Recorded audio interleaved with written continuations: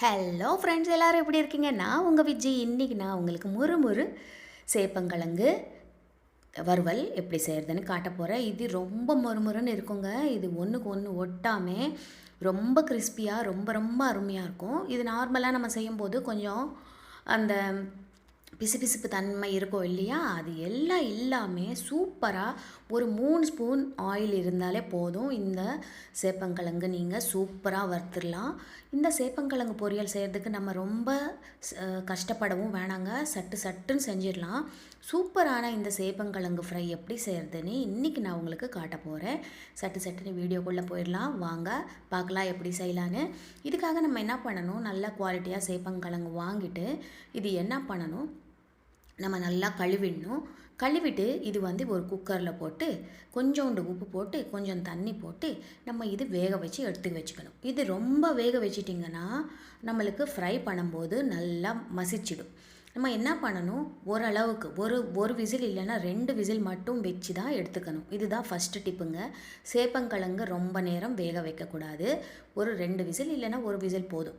இப்போ நம்ம அது வெந்துருச்சு. இப்போ நம்ம என்ன பண்ணணும், தோல் எல்லாம் எடுத்துட்டு நல்லா சின்ன சின்ன பீஸாக கட் பண்ணி வச்சுக்கணும். இந்த தோல் எடுத்துகிட்டு நல்லா இன்னொரு வாட்டி கொஞ்சம் வாஷ் பண்ணிவிட்டு அப்புறமா நீங்கள் நல்லா கட் பண்ணி வச்சுக்கோங்க. இந்த சேப்பங்கிழங்கு எவ்வளோ நீங்கள் வேணுமோ அவ்வளோவா இந்த மாதிரி சின்ன சின்ன துண்டுங்களாக கட் பண்ணி வச்சுக்கணும்.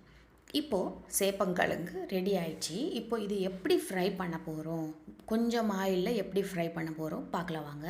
ஒரு பவுல் எடுத்துகிட்டு அதில் ஒரு 3 ஸ்பூன் அரிசி மாவு எடுத்துக்கோங்க. அதே 3 ஸ்பூன் கடலை மாவு எடுத்துக்கோங்க. மஞ்சத்தூள் எடுத்துக்கோங்க, உப்பு எடுத்துக்கோங்க, அப்புறம் மிளகாத்தூள்.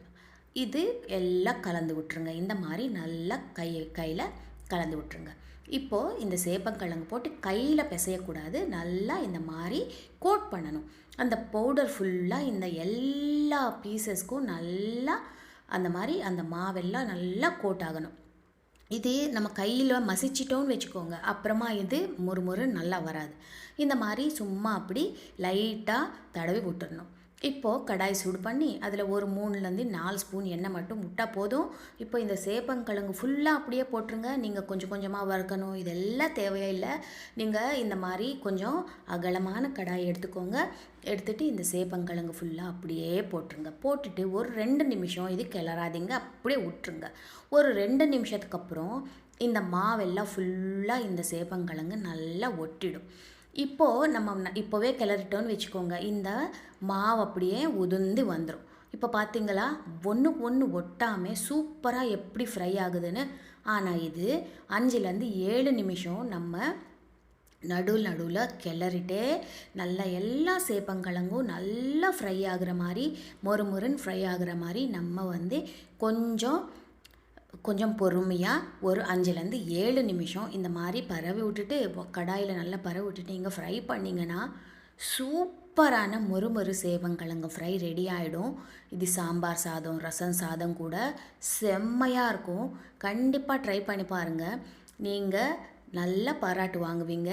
இந்த சேப்பங்கிழங்கு ஃப்ரை ட்ரை பண்ணி எப்படி வந்ததுன்னு எனக்கு கமெண்ட்ஸ் பண்ணுங்கள். உங்கள் விஜி.